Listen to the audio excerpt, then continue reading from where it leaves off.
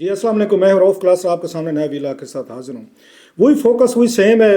हुकूमत की बातें चलती रहती हैं। आज मौलाना फजल रहमान साहब भी बोले और बड़ा अच्छा बोले और उन्होंने अपना एक जवाब पेश किया कि जनाब ये तरामीम आई थी, अगर हम ना इनको रोकने की कोशिश करते 54 के करीब तरामीम लाए थे और हम इनको कर करा के हम इनको 22 तक लाए थे या 24 तक लाए थे, लिहाजा आइन की शक्ल बिगड़ने से हमने इनको बड़ी हद तक रोका। लेकिन फिर भी मेरा ख्याल उन तरामीम के नतीजे में बहुत सारा बिगाड़ जो है ना वो पैदा हो चुका है। सो मौलाना साहब या हुकूमत जो है वो भी शायद ये फोर्स ही नहीं कर रहे थे कि इन तरामीम के नतीजे में एक और उसका नया कॉन्स्टिट्यूशनल एक क्राइसिस एक पैदा हो जाएगा और सारी चीज़ें गड़बड़ हो जाएंगी। कि अभी आपने देखना शुरू कर दिया, हुकूमत को खुद अपनी तरमीम की समझ नहीं आ रही कि हमने कैसी तरमीम की है और इसमें किसके पास क्या पावर्स हैं, जुडिशल कमीशन की क्या है, पार्लिमानी ये कमेटी की क्या है, एनी ये जो आपका कोर्ट बनाएगा उनका सरबराह कौन लगाएगा, कैसे बनेगा, कौन उसको ऐड करेगा, उसके मेंबर्स किस तरह के होंगे, सीनियरिटी का क्या कंसेप्ट होगा, या जो पहले सीनियर जजेस हैं ये जो अगर दो पहले सीनियर हैं इनके मतलब उसमें जस्टिस मंसूर साहब और मुनीब साहब के बाद वो जो सीनियरिटी होनी चाहिए उनको आना चाहिए प्रोसीजर एक्ट कमेटी में। So there are many confusion और अप्स एंड डाउन है। लेकिन उसमें चीफ जस्टिस जो है या फरीद साहब वो कंफ्यूज नहीं है, बड़ा उन्होंने क्लियर स्टांस लिया है और आते ही उन्होंने बड़े अच्छे तरीके से दोबारा जो अपने उनके उनके कुलीग्स थे उनको वापस लाए हैं और उन्होंने अपना प्रोसीजर काम शुरू कर दिया और बड़े अच्छे तरीके से उन्होंने उनके बेंचेस जो है वो भी एलोकेट कर दिए गए हैं, केसेस लगा दिए गए हैं कि भाई साहब आप काम करें, सियासत बड़ी हो चुकी, डिबेट्स बड़ी हो चुकी, यहाँ पे पॉइंट स्कोरिंग हो चुकी, नो वो कहते हैं no let's get to the business.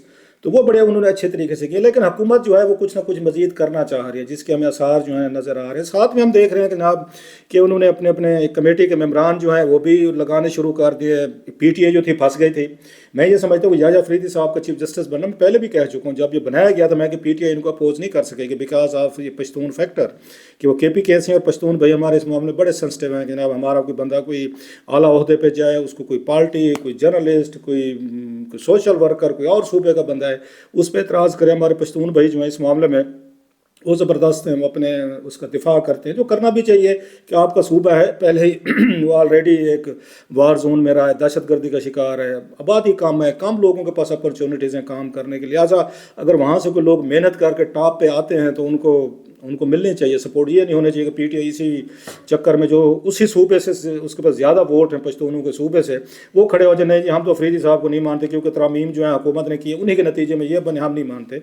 वो कर ही नहीं सकते थे, मैंने उस वक्त भी कहा था नहीं कर सकेंगे और वही कुछ हुआ, वो नहीं कर सके। और समझदारी की उन्होंने कि एक नए चीफ जस्टिस को आते ही सिंगों में क्यों उठा लें, जैसे आर्मी चीफ को उठा लिया था, DGISA को उठा लिया था, चीफ जस्टिस काजी साहब को उठा लिया था। तो इस दफ़ा थोड़ी सी समझदारी का मुजाहरा किया। अगरचे वो हामिद खान साहब एंड कंपनी अभी भी इधर उधर से लगे रहते हैं बयानबाजी के लिए कि जनाब हम तरामीम के खिलाफ जाएंगे, अजीब किस्म की खिचड़ी सी पका दी। आप एक स्टांस में या आप वो कहते हैं इधर यूर विद अस और अगेंस्ट अस, या तो आप हैं या नहीं है, या इन तरामीम को सपोर्ट करते नहीं करते, नहीं करते फिर टोटल आप उसको उसमें रहें, फिर जाएँ उनको आप चैलेंज भी करें, फिर कमेटी का हिस्सा भी ना बनाए, फिर सड़कों पर भी एहतजाज भी करें। नहीं जनाब आप तरामीम के साथ कमेटी में भी बैठेंगे, जुडिशल कमीशन में भी बैठेंगे, फिर उनके सामने पेश भी होंगे, फिर सड़कों पर भी आएंगे और वो TV पे बयान भी देंगे। तो इस तरह का नतीजा ये निकला कि आपका जो फॉलोअर्स हैं वो कंफ्यूज हुए हैं, उन्हें खुद लगा है भाई ये तो ये नहीं कर रहे। लेकिन वही वाली बात कि उन्होंने इस दफ़ा उन्होंने समझदारी का मुजाहरा है कि समझदारी के पीछे जो ये मैंने कहा वो फैक्टर है।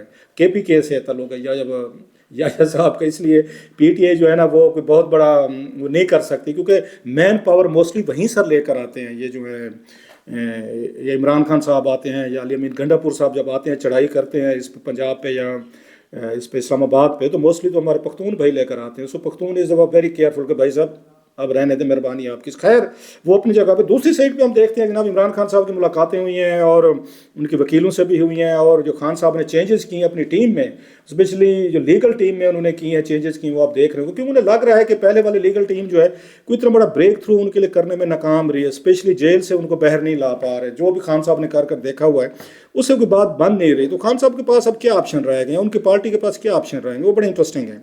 सबसे बड़ा ऑप्शन ये जो है आप सुन रहे होंगे, कल मैं उनको भी सुन रहा था लतीफ़ खोसा साहब को, और मतलब अगर आप 3 लोगों के बयान सुने तो आपको अंदाज़ा हो जाएगा कि खान साहब की क्या स्ट्रेटजी और PTI चाहती क्या है कि हम क्या करेंगे खान साहब को बाहर लाने के लिए। सबसे बड़ा जो इस वक्त उनकी उम्मीद है, जो एक स्ट्रेटजी है, वो कहते हैं उम्मीद स्ट्रेटजी की नहीं होती, लेकिन पाकिस्तान में आपको पता है दुनिया उम्मीद पर काम। सबसे बड़ी जो उम्मीद है वो इस वक्त हमारे PTI के दोस्तों की है कि ट्रंप जो है ना वो अमेरिका में इलेक्शन जीतेंगे। इलेक्शन जीतते ही पहला एग्जीक्यूटिव ऑर्डर जो जारी करेंगे वो पूछेंगे वेयर इज़ माई बडी इमरान खान। تو لوگ ان کو بتائیں گے. یہ میری کچھ میں نے پہلے بھی بتایا تھا کہ بہت بڑے پاکستان کے سینئر ڈپلومیٹ سے بات ہوئی تھی جو عمران خان صاحب کو پسند کرتے ہیں. ان کا یہی اسی طرح کا، اور 2-4 بڑے اسٹیشن پہ وہ پاکستان کے امبیسڈر بھی رہے ہوئے، لندن میں بھی رہے ہیں اور واشنگٹن میں بھی رہے ہوئے ہیں. تو ان کا یہ کہنا تھا، وہ ٹھیک کہہ رہے ہوں گے، میں کیا کہہ سکتا ہوں کہ جناب کہ وہ جو آپ کو پتہ ہے ٹرمپ تو ایسے پوچھیں گے ویئر از مائی بڈی، مطلب لنگوٹیا میرا کدھر ہے جی، عمران خان صاحب کدھر ہیں. تو وہ کہیں گے آپ کا بڈی تو 2 سال سے وہ پاکستان آرمی نے جیل میں رکھا ہوا. تو وہ کہیں گے فوری طور پر لائن میں لاؤ، ابھی بات کرو. اور with in 24 hours Imran Khan صاحب باہر ہوں گے. یہ ان کے الفاظ ہیں، یہ میں آپ کو کو خدا نہ خواستہ میں اپنی طرف سے نہیں بتا رہا. یہ اگر ان کی انڈرسٹینڈنگ ہے تو ایک عام پاکستانی کی جو عمران خان صاحب کا سپورٹر ہے، حامی ہے، وہ کیا پھر اس کا لیول آف آپٹمزم یا امید کہاں کھڑی ہوگی آپ تصور کر سکتے ہیں. کیونکہ پی ٹی آئی نے یا ان کے حامیوں نے یہ بھی ایک نیریٹو بنایا ہوا ہے کہ جناب کہ خان صاحب اور یہ ٹرمپ جو ہیں وہ تو دونوں ایک طرح کے ملتے جلتے ہیں. دونوں کی مطلب فیٹ اور ڈیسٹنی بھی ہے کہ دونوں کے نعرے بھی ملتے جلتے ہیں. وہ امریکہ کو گریٹ بنانا چاہتے تھے، یہ پاکستان کو گریٹ بنانا چاہتے تھے. وہ وہاں پہ آپ کو پتہ ہے کہ ایک اس کے لیے جو انہوں نے جو نعرے سلوگنز انہوں نے ایجاد کیے تھے ملتے جلتے جو ہیں. خان صاحب پہ بھی ہیں، خان صاحب پہ بھی کیسز ہیں، ان پہ بھی کیس، ٹرمپ پہ بھی کیسز ہیں. ٹرمپ پہ بھی اٹیک ہوا ہے، خان صاحب پہ بھی حملہ ہوا، وہ ان کو بھی انڈائٹمنٹ ہوئی تھی، خان صاحب کو انڈائٹمنٹ ہوئی ہے. فرق یہ تھا کہ یہ جیل میں ہے، وہ جیل میں جاتے جاتے بچ گئے تھے، روک دیا گیا تھا یا جو بھی تھا کہ الیکشن تک آپ نے ان کو کچھ نہیں کہنا. سو خان صاحب اور ان کا دونوں کا ملتے، دونوں وہ گفتگو کرتے فینٹاسٹک، بمباسٹک، ٹریفک، اس طرح کے لفظ وہ یوز کر کے لوگوں کے لیے بڑے پاپولر ہیں. اور پاپولر ہیں دونوں، وہ امریکہ میں، یہ یہاں پہ ہیں. سو ان کا یہ خیال ہے جناب کہ خان صاحب بہت جلد جو ہے نا وہ جیل سے باہر ہو. ٹرمپ کے جیتنے کے بعد ایک تو یہ ان کی اسٹریٹجی ہے جو مجھے نظر آ رہی ہے. لطیف کھوسہ صاحب نے کہا بھی ہے ٹی وی پہ، آپ نے سنا ہوگا، باقی لوگ بھی کہتے ہیں سارے، یہ کوئی راز کی بات نہیں بتا رہا، لیکن کوئی 4-5 دن رہ گئے الیکشن میں یو ایس اے میں. سو سب کی آنکھیں اسی پہ ہیں، شاید دعائیں مانگ رہے ہوں گے ہمارے پی ٹی آئی کے دوست جناب کہ ٹرمپ صاحب جیتے اور پہلا فون اٹھائیں اور ہمارے پاکستان کی ہماری فوج اسٹیبلشمنٹ کو کریں کہ جناب کہ میرے یار کو، دوست کو، لنگوٹی کو فوری طور پر اب رہا کر دیں. Let see. بعض لوگ کہتے ہیں جناب ایسے نہیں چلتی دنیا، وہاں پہ ان کے اپنے انٹرسٹ ہیں. یو ایس ایڈمنسٹریشن جو دنیا بھر میں کوئی ذاتی دوست نہیں ہوتے، آپ کے انٹرسٹ وہ جو ہوتے ہیں نا وہ اہم ہوتے ہیں، وہ دوست ہیں. لیکن پھر اس کا الٹا آرگومنٹ بھی ہے. نواز شریف صاحب کو دیکھ لیں، دوستی تھی ان کی عرب ممالک کے ساتھ، ان کو عرب ممالک نکال کر لے گئے تھے. پھر اس میں بل کلنٹن صاحب کے ساتھ اچھے تعلقات تھے، انہوں نے مشرف کو کہا تھا کہ پھانسی نہیں دینی اور ان کو جانے دیں. سو سعودیز نے، اس قطریز اور لیبنیز اور امریکنز نے مل کر ان کو نکال دیا. دا ریزن واز فرینڈ شپ. سو کہتے ہیں وہ تھی. اب لیکن کیا کریں، عمران خان صاحب کی فرینڈ شپ کوئی عربوں سے ہے نہیں، ان سے بنتی نہیں تھی، وہ تو تعلقات ہی خراب ہو گئے تھے. چائنا سے بھی نہیں تھی، امریکنز کے ساتھ ابھی بھی ان کا جو بائیڈن ایڈمنسٹریشن سے تو نہیں لگتی. لیکن سوال یہ ہے کہ ان کیس 1% اگر عمران خان صاحب کے حامی کو امید ہے کہ ٹرمپ جیتے گا اور وہ خان صاحب کو واپس لائے گا، ٹرمپ صاحب ہار جاتے ہیں اگر اور کاملا ہیرس جو ہے وہ جیت جاتی، پھر کیا ہوگا؟ دین واٹ از دا، وہ کہتے ہیں نا پلان بی. گورے بڑے اس چیز پہ بڑا بلیو کرتے ہیں کہ پلان بی کیا ہے، کہ چلو ایک تو یہ پلان ہے نا ہم نے بنایا ہوا ہے، گاڈ فار بیڈس کوئی سم تھنگ گوز رانگ، ہو سکتا ہے نا کسی وقت آپ کا پلان جو ہے وہ مطلب اسی مطابق نہ چلے جو آپ سوچ کر گئے ہیں. Then what is the plan B? تو پلان بی کیا ہے پھر پی ٹی آئی کے پاس؟ وہ پلان بی بھی ہے ان کے پاس. وہ پلان بی یہ ہے کہ جناب پھر آپ 3-4 لاکھ بندہ سڑکوں پر لائیں. اب سلمان اکرم راجہ صاحب اور شیر افضل صاحب یہی بات کہہ رہے ہیں کہ جناب اب 8-10 ہزار سے تو ہم نے کر کے دیکھ لیا، گنڈا پور صاحب لے کر آئے، ہم نے سنجانی میں بھی جلسہ کر کے دیکھ لیا، ہم نے ادھر اور بھی ہم نے لاہور میں بھی کر کے دیکھ لیا، ہم نے یہاں پہ 4 اکتوبر کو ہم اسلام آباد بھی آئے، ہم نے یہاں میں بھی دھرنے وغیرہ دینے کی کوشش کی. ڈی چوک میں بات تو نہیں بنی، 2-2.5 ہزار بندہ گرفتار ہو گیا، 2-2.5 ہزار کو پولیس نے مار توڑ کے تتر بتر کر دے. بقول سلمان اکرم راجہ صاحب کے ہر دفعہ آتے ہیں 2-4 ہزار بندہ گرفتار کرا کے وہ پتلی گلی سے نکل جاتے ہیں، اور پھر اس کے بعد ورکر بیچارہ جو ہے وہ اپنے آپ کو ڈیفیٹڈ اینڈ بیٹریڈ فیل کرتے ہیں. ابھی دیکھ لیں کہ 4 لاکھ بندہ پھر کیسے آپ اکٹھا کریں گے؟ مطلب پلان بی تو پھر یہ کہ 4 لاکھ بندہ لائیں. اب وہ ایک طرف تو کہتے ہیں جی ہماری پارٹی جو ہے اس کے پاس 90% ہماری پاپولیرٹی ہے پاکستان میں، ہوگی، میرے پاس تو کوئی ایسا وہ نہیں ہے، میں انکار کروں نہیں ہوگا، الیکشن بھی جیتا ہوگا، فراڈ بھی ہوں گے پاکستان میں، ہوتے ہیں، کیے جاتے ہیں، نہیں ہونے چاہیے تھے اس طریقے سے. جو جنرل لیڈرشپ میں لوگ چاہتے ہیں عمران خان صاحب کو تو دے، ان کو 5 سال ان کو پورے کرنے دیں، لوگ ان کو چاہتے ہیں وزیر، فیئر انف.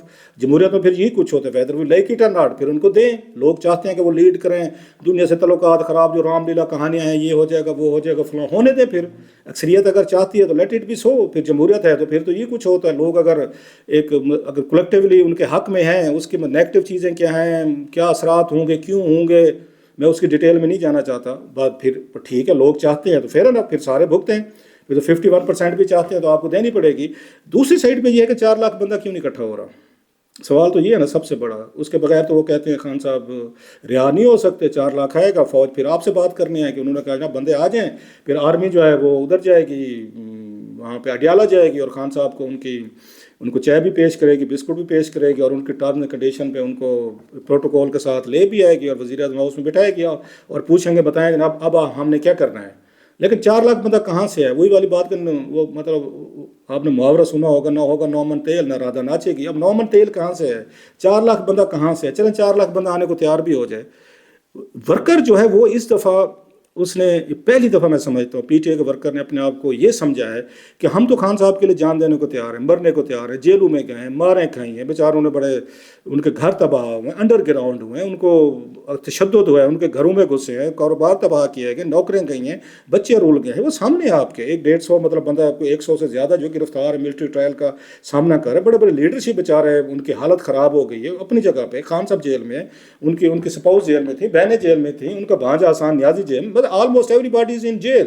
باقی جو ہیں وہ اس وقت انڈر گراؤنڈ ہیں یا بیچارے وہ مفرور ہیں، کوئی باہر بھاگا ہوا ہے، کوئی باہر اپنی جان بچانے کے لیے وہ چھپے ہوئے ہیں جہاں پہ بھی ہیں۔ تو یہ سارا کرائسس ہے اس وقت۔ ورکر یہ کہتا ہے کہ بھائی صاحب آپ ہمیں لے کر جاتے ہیں، ہمیں اکٹھا کرتے ہیں، اسلام آباد جا کے چھوڑ دیتے ہیں، ہمارے پہ ٹیئر گیس ہو رہی ہے، ہمیں پولیس مار دھاڑ کر رہی ہے، ہمیں گرفتار کر رہی ہے، ہماری لیڈرشپ کدھر ہے؟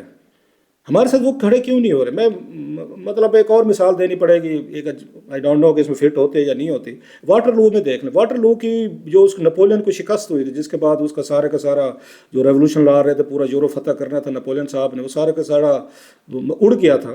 وہ کیا ہوا تھا مطلب ہے اس کے ساتھ نپولین کے ساتھ اس نے بھی 2-4 اسٹریٹجک ایک بلنڈرز مارے تھے۔ اب اس کی ڈیٹیل میں جانے کا ٹائم نہیں، مین یہ تھا کہ یہ کہتے ہیں ہسٹورین بعض یہ کہتے ہیں کہ اس وقت نپولین جو تھا because of his health issues وہ گھوڑے پہ سوار نہیں ہو سکتا تھا، اپنی فوج کو وہ نظر ہی نہیں آ رہا تھا، ویسے بھی اس کی سمال ہائٹ تھی۔ سو سولجر جو لڑتا ہوتا ہے اپنے کمانڈر کو دیکھ کے لڑتا ہے۔ جی آپ کو پتہ پہلے زمانے میں جھنڈا ہوتا تھا، جس کے پاس جھنڈا ہوتا تھا سمجھا جاتا ہے کہ ہم لڑ رہے ہیں، ہم کھڑے ہوئے ہیں۔ تو اس لیے کوشش ہوتی تھی مخالفوں کی کہ پہلا تیر اس کو مارا جائے جس کے پاس وہ جھنڈا ہے اس آرمی کا، تاکہ حوصلے جو ہے نا ان کے توڑے جائیں فوجیوں کے کہ جب کہ ہمارا جھنڈے والا کیا تو مطلب ہم تتر بتر ہمیں شکست ہوگی۔ جب جھنڈے والا ہمیشہ آپ دیکھیں گے کہ اسی کو ٹارگٹ کرتے تھے۔ اگر آج بھی فلمیں دیکھیں کتابیں پڑھیں تو سب سے زیادہ جو ٹارگٹ اٹیک ہوتا تھا اس بندے پہ جو اس آرمی کا یا ملک کا جھنڈا لے کے چل رہا ہوتا فوج کے ساتھ، کہ اس کو مارا گیا تو پھر ہمارے لیے آدھی فتح ہو جائے گی، آرمی تتر بتر ہو جائے گی۔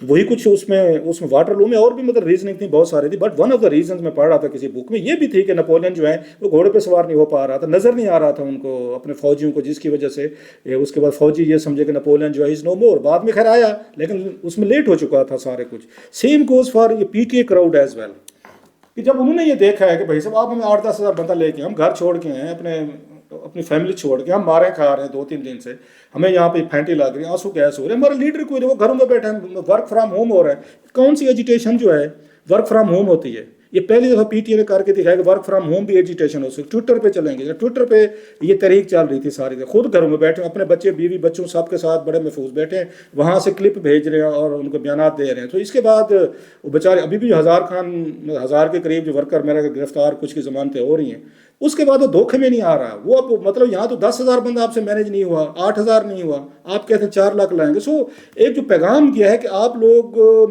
مار کھائیں گے اپنے لیڈر کے لیے، سامنے آئیں گے، عہدے چیزیں باقی عیاشیاں کچھ اور لوگ کریں گے، آپ نے مار کھانی ہے۔ ورکر اب میرا خیال ہے مار کھانے کے لیے تیار نہیں ہے۔ اس 4 اکتوبر والے ایپیسوڈ کا بڑا دھچکا لگا ہے پی ٹی آئی کو اور ان کے حامیوں کو، ہمارے ساتھ دھوکہ ہوا ہے، فراڈ ہوا ہے، سارے لوگ گھروں میں بیٹھے رہے کہ ہم تو نہیں ہیں کہ تم لوگ جو اور اسلام آباد میں ہنگامے کرو اور مطلب جو تتر بتر کرنا ہے، جو بنگلہ دیش ماڈل چلانا چلائے۔ لیکن ورکر شانہ نکلا، اس نے کوئی ایسی حرکت نہیں کی کہ اسلام آباد کو اس نے بنگلہ دیش بنانے کی کوشش نہیں کی۔ انہیں سمجھ آیا کہ something is terribly wrong, otherwise Alamin Gandapur صاحب جس طریقے سے مجمع چھوڑ کے وہ پتلی گلی سے نکل گئے تھے اور 12 گھنٹے تک یہاں پہ ریومرز پھرتی رہی کہ کدھر گیا ہمارا وزیر اعلیٰ، تو رائٹس ہو سکتے، اسلام آباد کو بہت بڑا خطرہ ہو سکتا تھا۔ لیکن میں سمجھتا ہوں پی ٹی اے ورکرز نے بڑی سمجھداری سے وہ ریٹریٹ کیا، وڈرا کیا۔ بہرحال دیکھتے ہیں جناب، 2 ہی امیدیں ہیں، ایک ٹرمپ صاحب ہیں اور ایک 4 لاکھ بندہ ہے۔ اب ان میں سے کون سی امید پوری ہوتی ہے نہیں ہوتی، کون سا پلان چلتا ہے نہیں چلتا، دیکھتے ہیں جناب۔ کچھ زیادہ دن تو نہیں رہے گا ان دونوں چیزوں میں، دیکھ لیتے ہیں۔